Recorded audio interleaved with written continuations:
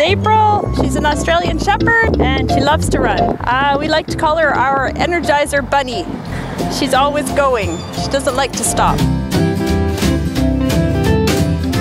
She's a great frisbee chaser, but we didn't bring it today. She is a rescue dog.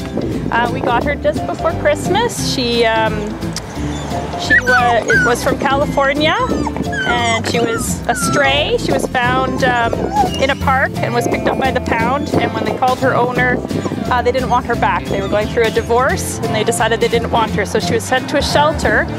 And April.